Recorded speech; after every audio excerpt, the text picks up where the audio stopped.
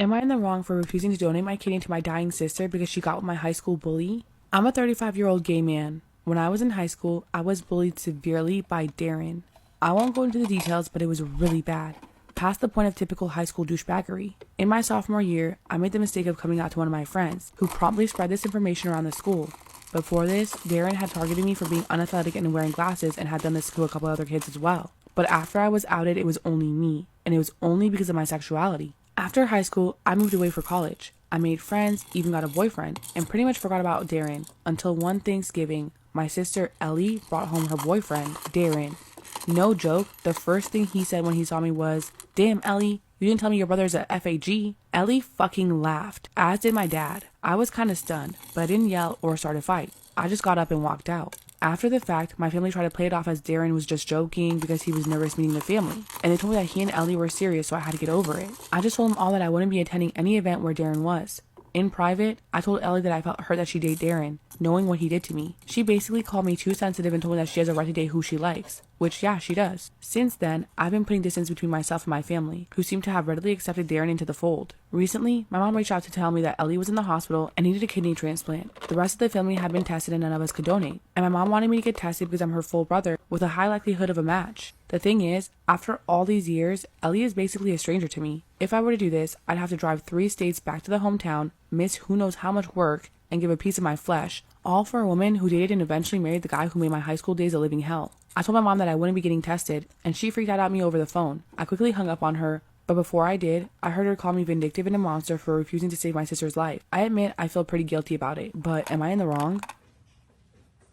My father-in-law is forcing my husband to break up with me. My husband and I have been married for 2 years. Now, we did get married very, very young. By very young, I mean I was 18 and he was 19. When we started dating in high school, his dad was totally against the relationship. See, my husband was super popular, played on the football team, all the girls chased him, also played basketball, and was perfect at everything he did. As you can imagine, was extremely strict with him. He was not even allowed to go out on weekends. Me, on the other hand, my parents are pretty much hippies. They let me do whatever I want. We're all very spiritual. My parents have full trust in me. Because of this, I make smart decisions. I actively seek my parents' advice. I even told my parents I lost my virginity when I did. And we had a big conversation about it. It was not dramatic. It was not like, oh, you shouldn't have done that. They just support me in everything I do. Now, my husband's parents are not the same. They tell him not to do a lot of things. They try to control him. So as we were dating in high school, his dad kept telling him to break up with me. He claimed that I was holding him back and that because of me, he spent less time training. Which technically, yes, is true. But at the same time, you cannot stop your son from experiencing human relationships. In fact, he actually broke up with me for 2 weeks. But then we got back together in secret. Everything culminated when he asked me to marry him right after graduation. His parents were absolutely against it. They went to my parents' house and told me off for saying yes. In other words, they were completely blaming me for the whole thing, as if their own son didn't go buy a ring and ask me to marry him. Even did a beautiful proposal, which he had been planning for months. But at this point, his parents didn't even know that we were boyfriend and girlfriend. When they came to my house, his mom, my now mother-in-law, started crying and yelling at me. She told me that I was ruining their family, that I was trying to steal her son, and that all I really cared about was their money. By the way, my parents were middle class, but we were not destitute. His parents are very rich. They own several businesses. But of course, I'm not after their money. That's when they said that if we did end up getting married, I would have to sign a prenup. I said, yeah, I want to marry him because I'm in love. At this point, his parents knew they couldn't stop us. We were going to get married with or without their approval. But thankfully, his parents came around and let us get married. We had a quaint, small wedding. It was so magical. But his parents wanted him to go to college to play football. In other words, they wanted him to be the next Tom Brady. They made him train for hours. And they didn't even let us live together for the first year we were married. And because they were supporting him, he couldn't say no. They had us on a schedule. Could only see him for about 2 to 3 hours a day. And we were married. 2 years later, he's playing for a football team. But his parents keep thinking that I'm dragging him down. So now they're trying to convince him to leave me. After a year of us being married, his parents did not allow us to live together because he needed to focus on football. So obviously, I was living with my parents. I was focusing on my own studies, but his parents did allow us to see each other 2 to 3 hours a day. Now, you might think my husband is a total pushover, but let me explain something. His parents paid for all of his training and his entire college tuition. They gave him the best of everything. He got sports massages every single day. They even installed a cold plunge in their backyard. They also had a full gym setup where he and his teammates would go work out every single day. in their house. Obviously, he did not have time for little old me. After a year of this, I couldn't take anymore. I wanted to be with my husband. So I gave him an ultimatum. That he tell his parents that he and I wanted to live together. That's all I wanted. I was even willing to pay for half of the rent. When he told his parents, they said fine. And they bought us a house. Obviously under my husband's name, not mine. Fast forward another year up until now. I've heard his dad tell him on several occasions that he needs to divorce me. That he could find a much prettier wife once he becomes bigger in the NFL. And I walked in on his mom telling him that maybe I can't even have kids. And that he should have me checked. My parents-in-law hate me. I sometimes feel like I am holding him back. They make us miserable. My parents think I should just walk away from the marriage, but I'm too in love. Should I confront my parents-in-law? Help me think of what I should say to them. Bye. So I saw this video and it said, what's something you did poor growing up that rich people wouldn't understand, but it wouldn't let me tag it. That reminded me of the story. First of all, you do not know you be doing some post shit until like you say it in front of somebody and you get embarrassed and you like, damn, that was some post shit. So all my life growing up, when I was in school, like people used to say like, you smell like food. Like I was like, damn, you know, it used to irritate me. Like, well, how do I smell like food? And they were like, you smell like people like, you smell like food. Like, you smell like food, like chicken or like food. And I'm like, damn, why? But anyway, long story short, years later, I started working at Burger King. So at Burger King, they'll give you the shirt, but you gotta buy the pants and the shoes at this particular time. And they had like these fancy little shirts, okay, cute little fancy shirts. So anyway, I wore the shirt 2 days, and I wore the shirt 2 days, and I was like, let me wash it, because the shirt was like a fancy material, and it had got stained, like from the grease and everything at work. So I went home, and at this time, we wash our clothes either in the sink or in the tub. So, like, if I'm doing a lot of clothes, I would do it in the tub, but if I'm doing like just shirts, pants, I'll do it in the sink. So I wash my stuff in the sink, wash it out, dry it. I go to work, they like looking at me all crazy, like what, you know. So I see, like, I'm new, so I'm seeing like everybody like gossip about me, like, so that instantly make me feel like, oh my god, like what are they saying about me? Like, you know, am I messing up? What? Ain't now bitch ever checked me, you know what I'm saying? Ain't never said nothing. That's how fake people be at fast food restaurant, fake. But anyway, so they call me in the office. I'm new. They hand me a new shirt, and I'm like, they was like, normally we don't give people 2 shirts. You want to give you 1 shirt, and you have to buy the second one. I'm like, okay, thank you. I'm thinking, well, I must be doing a great job. So I wear that shirt 3 days. It got stained, dirty, all the grease, Burger King, the burger juice, all that was on it. So I said, let me go home and wash this shirt. And I wore it to work. Damn, my phone about to go dead. So anyway, so I wore the shirt 3 days, and then I went home, washed it, dried it, went to work. When I got to work, everybody was like, oh, look at her, like whispering about me and shit. So the GM came in and put me in the office. Next thing I know, I'm seeing the fucking it was like a college police officer or whatever, I don't know. But they came they put me in the office. I'm thinking to myself, like, they had the cameras and shit out. So I'm thinking to myself, like, damn, they don't caught me eating the Hershey cream pies in the freezer. Like, I done ate fries, I done been eating pies, I done eating Whopper Juniors, I done been eating all type of shit. I'm thinking of everything I done ate. So the lady was like, well, you know, is it anything, like, are you okay? Shut the door. And I'm shut the door. I'm like, yes, I'm okay. They like, are you okay? I'm like, yeah, I'm okay. It was like, well, you know why we brought you in the office, right? And I'm like, no, ma'am, like, what happened, you know? They was like, well, we noticed that you've been coming in with burns. Okay, let me be serious. Okay, they said, we noticed that you've been coming in with burns on you. I'm like, burns? I'm serious this one, y'all. I'm like, burns? Like, what do you mean? They was like, well, we noticed on your other shirt, you know, we actually had someone take a picture of it, and they showed me a picture of my shirt. Okay, my phone going dead. Let me hurry up. Alright, so They showed me the picture of my shirt. I'm like, I'm like, oh damn. Oh my god. So she was like, this is why we gave you another shirt, because we noticed you had burns on your shirt. And the officer was like, ma'am, if there's anything going on, you know, we have programs with young girls. You're a beautiful young girl. Like, you don't need to go to this. And the lady was like, we also noticed that, you know, a group of guys come pick you up after work. Mind you, the group of guys was my brothers and their friends. Like, I used to walk home. Like, we lived by the Burger King. So I used to walk home from the job. And my brothers and his friends used to come meet me at the Burger King, so I wouldn't walk home by myself. But anyway. So she was like, we noticed that, you know, a group of guys come to you up, like, okay, da da da. And she was like, turn around. So I turned around. She was like, you also got the burns on that shirt. So the lady like, can you just explain to us how do you get the burns on the shirt? Like, what happened? You know, you don't have to talk about it. You don't want to. I'm like, well, my shirt probably look like that because I put them in the oven.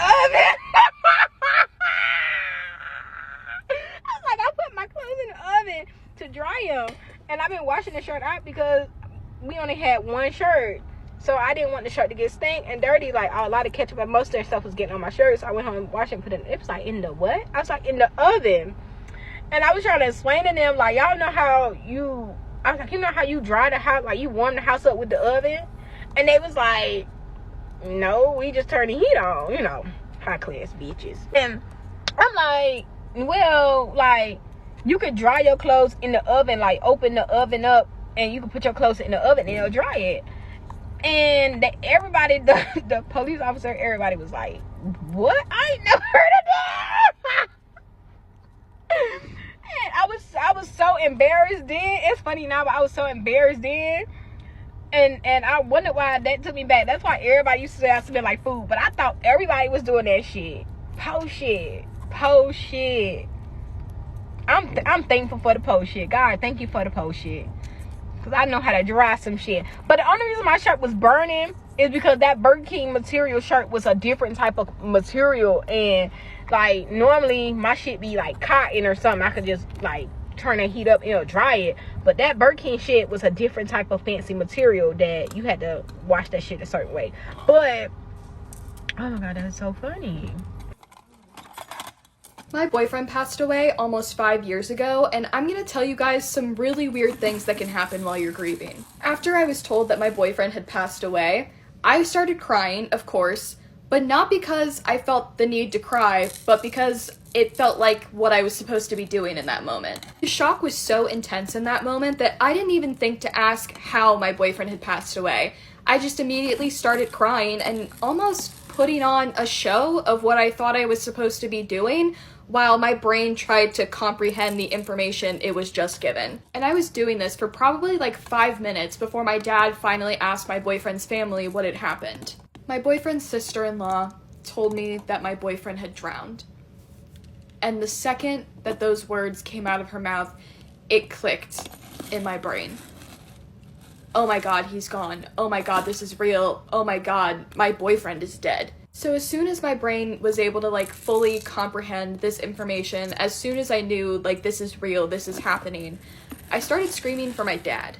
My dad is like the fixer in my life, right? Anytime something goes wrong, my dad is the first person that I call. So in this moment, I'm screaming for my dad, like screaming absolute bloody murder, like begging for my dad to help me and to fix this, even though I know that he can't. And after that, I started walking my dad around the apartment, basically just telling him a bunch of different reasons that Eric couldn't possibly be gone, like almost arguing it. Like, look, he wrote this note for me before he left, and we sleep in this bed together every single night, and we have a rat together, and we have a cat together, and he makes monthly payments on this cat because she's $3,000, and I can't afford that, so he can't be gone. I said his comic book wall isn't done, and his bookshelf isn't organized, so he can't be gone. He has to come back. But after everything had calmed down a little bit, and Eric's family had left, I called my therapist and I left her a voicemail that she played for me the next time I was in the office, and it sounded like this. Hey Barb, I think I'm probably gonna have to start seeing you once a week or maybe twice a week instead of every other week like we have been. Eric passed away. I just found out. So, yeah, I just think I'm gonna need to start seeing you a little more often now. Let me know what you think. Call me back. Thanks. And after playing me this eerily calm voicemail that I had left for her, she let me know that I was in shock and that my brain was doing this as a defense mechanism to protect itself from the information that it had just been given. Let me know if you guys would be interested in more videos like this. Obviously, this video was more centered around what happened right after Eric passed away, but I'm hoping that making videos about the weird and ugly things that happen during grief can kind of bring awareness to what grief can really be like, and also maybe some people can relate and not feel as alone. I think sometimes there's this misconception about grief that it's just being sad and missing the person that you lost. And while that is a ginormous part of grief, there's so much else that goes into it. I convinced myself a lot during like the first couple years after Eric's passing that he was a part of the witness protection program and they had faked his death and that at some point he was gonna come back for me. And I don't just mean like fantasizing about this or wishing that it was a possibility. I would go in and out of genuinely believing that Eric was still alive and they had had to fake his death. This next one is really personal and really weird, and I need you guys to stick with me, okay? For the first month after Eric passed away, I was hoping and praying that I was pregnant. Even though I had an IUD and Eric wasn't even 100% sure if he wanted children, I was hoping that the IUD had malfunctioned somehow and that I was carrying Eric's child. I'm not quite sure what my logic was back then. I can't really remember. I think I just wanted a part of him around, no matter what that meant. Once I got my period, I almost hospitalized myself. Like, it was that deep. Obviously now, I'm really glad that I wasn't pregnant because, oh my god, how fucking horrible would that have been to have to raise a child at the age of 19 while also grieving my boyfriend and while also having to explain to that child for their entire life that their father died before they were ever born. Like, I cannot even imagine. I feel like this next one isn't too crazy. I've heard of other people doing this before as well. Eric had a blanket that he called his boarding school blanket because it went to boarding school with him. We slept with it every single night in bed, and after he passed away, I kept it and I slept with it every single night in bed.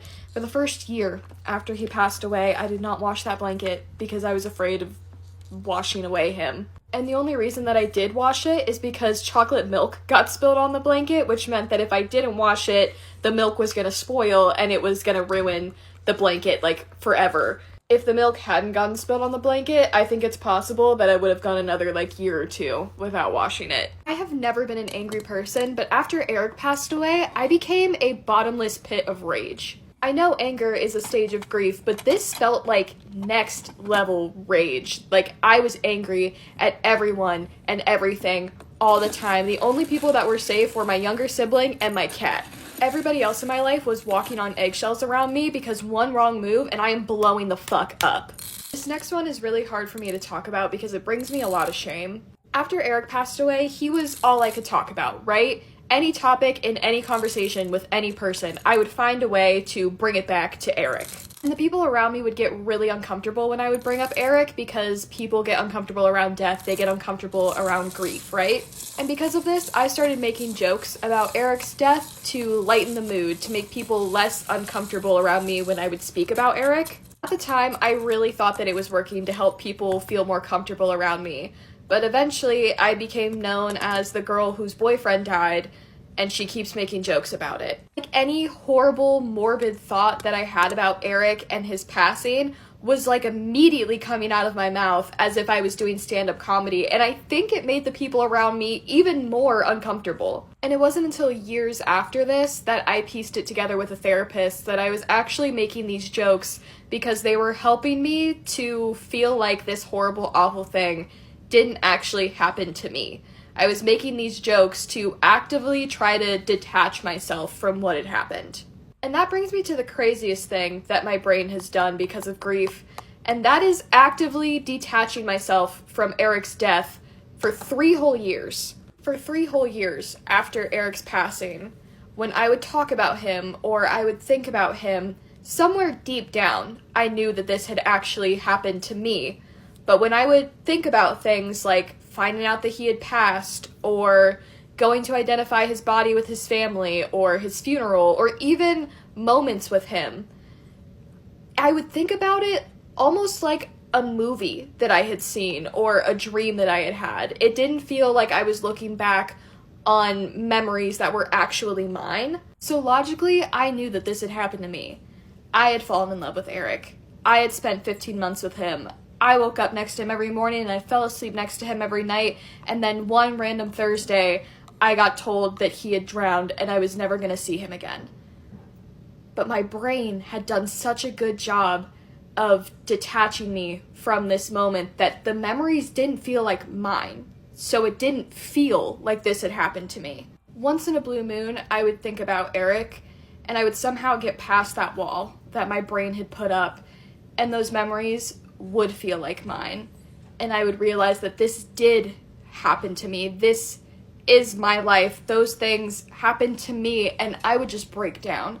And it was like this for 3 years until that wall finally came down and that fog was lifted off of those memories, and it didn't feel like I was looking back on a movie I had watched or a bad dream that I had had. It felt like my memories, and it felt like something that had genuinely actually happened to me, and I was finally able to grieve Eric. For 3 years, I thought that I was grieving Eric, and I thought that I was moving past it, but my brain was just in survival mode, protecting me from this horrible, awful thing that had happened until I could handle it, I guess. When Eric passed away, I was living with him and his roommate at their apartment, but I wasn't on the lease. And Eric unfortunately passed away a few weeks before him and his roommate were going to have to tell the apartment complex if they wanted to renew their lease or not. And long story short, me and the roommate realized that there was no way we were going to be able to afford this apartment, just the two of us. So the roommate reached out to Eric's family and said, hey, you might want to come grab Eric's furniture because we're probably not going to have this apartment for much longer. And his family came and did just that. They came and grabbed his furniture and all of his belongings that me or his roommate weren't going to keep, and they moved them out of the apartment. And when they left, the room was pretty much empty. The bed we slept in together every night, gone. The desk that he did all of his work at, gone. The bookshelf that he adored and all of the books that he loved, they were gone. The closet, completely empty. And even though it had already been established that I was going to move back in with my parents, back into the bedroom that was the same exact way I left it before I moved out, I couldn't leave. The roommate found a way to keep the apartment, and I slept on the floor of that empty room for weeks. I was sleeping on the floor for so long that the roommate ended up calling my dad and letting him know that I was sleeping on the floor and asked if he could bring like an air mattress or something for me to sleep on instead. My dad brought over an air mattress, he set it up for me, he brought me over more pillows and blankets, and I still chose to sleep on the floor because the air mattress wasn't the bed that I slept in with Eric, and the floor felt like the closest I could get to Eric. I did end up moving back in with my parents, but I couldn't unpack my boxes. I just slept in my old bed surrounded by what felt like 100 boxes that I just couldn't unpack. I think unpacking the boxes felt too official, like the life that I had shared with Eric had officially ended.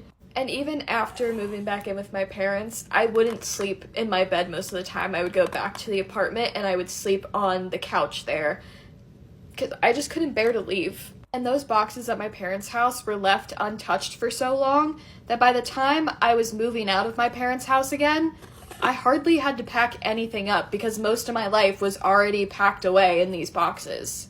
Almost 5 years later, I still have a box full of Eric's stuff that has never, ever been fully unpacked. My 33 male, wife 32 female filed for divorce because her friend told her we slept together. Now she knows that her friend lied and wants to reconcile. My mom, 56, is on her side. How can I get my mom to understand she's hurting me? Almost 2 years ago, my ex went on a girls' trip with her sisters and mom, leaving me at home with our son, 8, and daughter, 6. The night before she was due home, she sent me a message saying she knew what I had done and she wanted me gone by the time she arrived home. That's all she said. She didn't reply to my messages and let my calls go to voicemail. When she arrived home, I was still there because I had no clue what was going on. She came in ready to go, yelling at me, accusing me of having another woman in the house, telling me her friend had told her all about my affair with her and at least one other woman. Our fight went on for days. In the end, I told her if she believed that, if she thought I was capable of doing that to her and our family, then she could pack up her stuff and leave. She did, and then she filed for divorce. Days later, the cops showed up at my door and took my kids. I didn't see them again for 5 months. She made it as difficult as she could for me to see my kids. She made up stories of physical and financial abuse just to keep them from me. I fought hard. My lawyer fought just as hard as I did, and eventually I got weekend visitation. The first time seeing my kids after all those months apart destroyed me. Their misery was written all over both of them. They saw me and threw themselves at me. They clung to me crying so hard. I didn't care about my marriage at this point. I just cared about my kids. They were full of stories that they couldn't wait to tell me. There were so many stories that first visit and every visit after, and I started to record them. I went back to my lawyer. He said the best way to use this information was to hire a private investigator to get us proof, and that way we could leave the kids out of it, so that's what I did. What were the stories? What were the stories? My PI found all the proof of what my kids told me and more. I moved forward with plans to go for at least 50-50 custody. I got it. For the past 2 months, I've had my kids 1 week. They go back to their mother the next, and a week later, I get them again. According to what I've been told by people who were there, my wife was at a party while my kids were with me. There were a lot of ex-mutual friends there, ex-friends of mine. They all believed the lies and shut me out. My ex was there with her new boyfriend. Her friend, the friend that convinced my ex we were having an affair, was falling over herself drunk. In front of everyone, she told my ex she was owed a thank you. My ex asked for what? For breaking up our marriage? This woman started laughing and said she didn't know it would be so easy to convince my ex that I was cheating, but my ex was dumber than the friend thought since she didn't even question it. She just believed it. Then she started in on how even after my wife left and did all this shit with my kids, she still couldn't get me into bed. Then she laughed and laughed until my ex attacked her. My ex has been calling me nonstop since and sending messages, getting her parents to call me, her friends. I've had old mutuals trying to reconnect with me. I shut them all out. I don't care that they all know the truth now and want to apologize for their treatment of me. All of their calls and messages go unanswered. They're all dead to me. If not for my kids, my ex would be dead to me too. Not because she believed the lie and made up some of her own, but because she used my kids against me. I can't forgive that she used my kids. My ex is making regular visits to my parents, giving them a sob story of how sorry she is, how she regrets everything, and that all she wants is to put her family back together. My dad was blunt. He reminded her that she broke our family, and he would not help her con me into giving her another chance. My mom is a different matter. The sob story got to her. She's telling me it's best if kids are raised in 2-parent homes. To think of them and the love I have for them, not of the hurt and humiliation my wife put me through. To push all the resentment down for my kids' sake and be the father they need. I hate my mom a little for not being on my side and basically telling me to suck up all the shit that bitch has put me and my kids through the past 2 years. I know I'm doing what's right for me and my kids. It won't be any benefit for them to grow up in a house with their dad hating the sight of their mother. This is ruining my relationship with my own mother. How do I let my own mother know that she is pushing me away from her and that I'm close to cutting her off if she doesn't let this go? How do I tell her in a way that she listens to and what I have to say sticks so she gives it up? My husband won't let me take more than 2 showers a week. I told him I need him to stop or I'm moving out for a while. This is the weirdest thing my husband has ever done. He's a really sweet and loving husband, and I love him more than anything. Divorce is not an option, just to put it out there before the comments come in. My husband has always been a little out there. He is a computer programmer and super smart, but also believes all sorts of things, both real and conspiracy. Lately, he has been very worried about the environment and global warming. About 2 months ago, he got really worried about water. Yes, water. He is concerned about the quality of water. He put in a new filter system in our house, which I actually love because it tastes so much better, but he is also concerned about how much water we use, not because of the money, but the environment. He created a new rule that we can only take 2 showers a week. Now, I'm someone that likes to shower every day before bed. I just don't like feeling dirty in bed. This has created the most conflict in our marriage in 20 years. He is obsessed with the amount of water we use. And first I just ignored his rule, but he would shut off the hot water while I was in the shower. I started trying to use the shower at the gym, but it's too much work to go every night with having kids. I honestly thought he would get over this within a month, but he's stuck on it still to this day. Last night I really wanted to shower, but had hit my quota, as he says. I said I'm showering and that he better not do anything, but about 2 minutes in, the hot water turned off. I grabbed my towel and went down and started yelling, telling him this is the dumbest thing he has ever done. I also told him I'm moving to my parents if he doesn't stop this. Guys, I love this man. He is everything to me, but I can't take this anymore. Am I going too far in threatening to move out?